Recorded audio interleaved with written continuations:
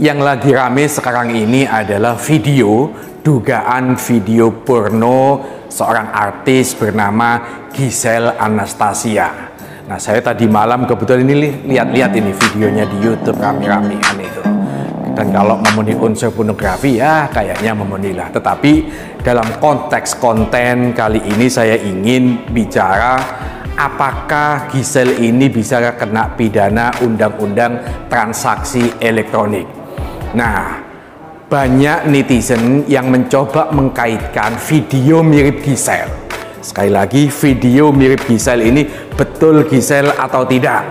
Sementara Giselle-nya sendiri masih ya adem ayem, tidak mencoba melaporkan siapa-siapa yang mengupload konten video yang diduga mirip Giselle ini. Saya ingin menyampaikan bahwa kalau kita melihat Undang-Undang Transaksi Elektronik Pasal 27 ayat 1 bunyinya begini.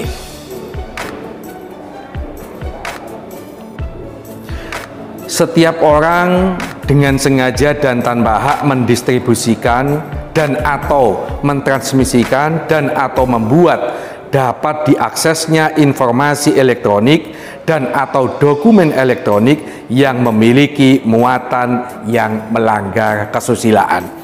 Kata kunci deliknya di sini adalah dengan sengaja, setiap orang dengan sengaja tanpa hak mendistribusikan.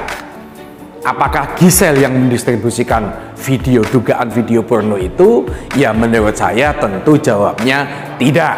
Mana ada orang tiba-tiba bikin video porno bangga mengupload, enggak, ini kan orang lain.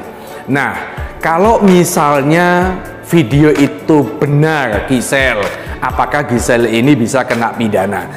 Di sini adalah tanpa hak mendistribusikan. Jadi yang bisa dipidana adalah si pembuat atau yang mendistribusikan. Kalau sekedar ada pacaran, mengupload, maka dia tidak bisa kena pidana. Saya ingin mengatakan bahwa Giselle tentu cuek aja lah. Nggak usah terbebani. Kalau memang itu bukan dia, laporkan ke polisi. Justru yang harus dikejar adalah siapa-siapa yang mengupload.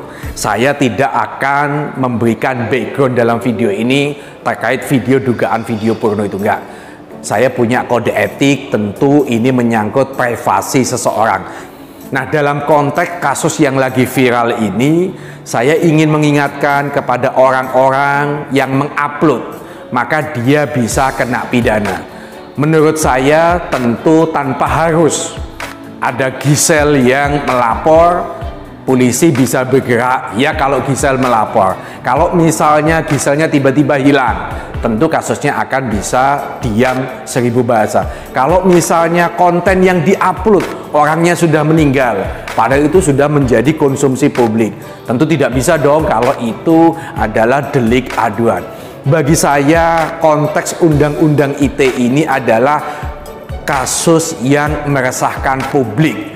Maka penyidik bisa atau punya kewenangan untuk memeriksa siapa-siapa yang mengupload. Dan kalau tak lihat di YouTube itu ada banyak pemilik akun di situ.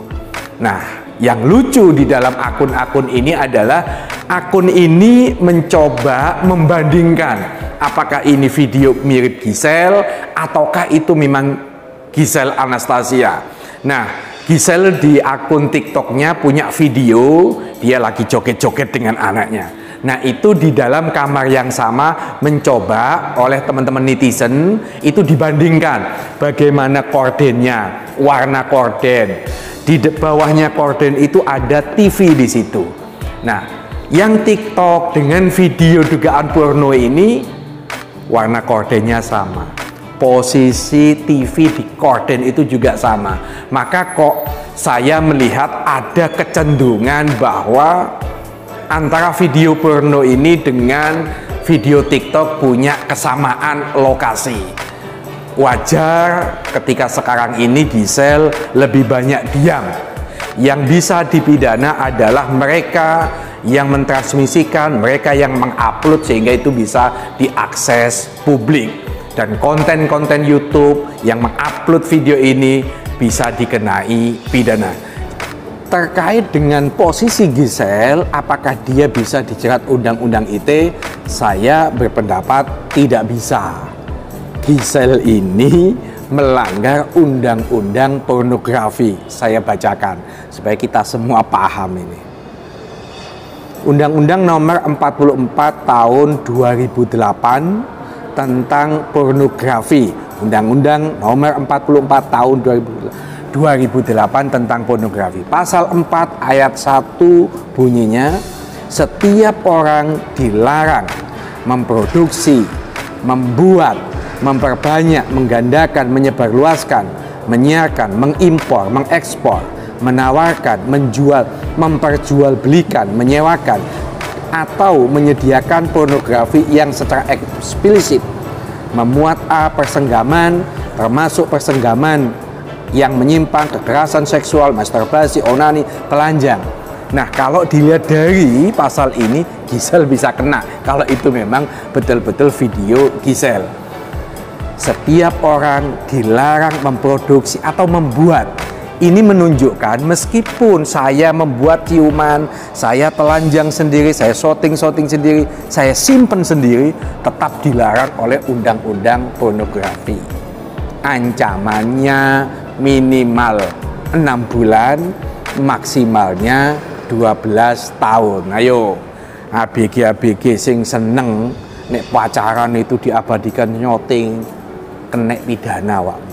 Saya ingatkan, jangan lagi merekam ketika bercumbu, merekam ketika lagi berciuman, apalagi sampai telanjang, apalagi bersetubuh hanya untuk kepentingan pribadi. Ya, polisi nggak tahu kalau memang itu tersimpan di handphone. Nek handphonemu hilang, apa jaminannya itu yang menemukan tidak menyebarkan? Itu akan menjadi jejak digital, Anda bisa kena pidana, dan sampai kiamat publik akan tahu Anda pernah telanjang, publik akan tahu bahwa Anda pernah punya aib negatif.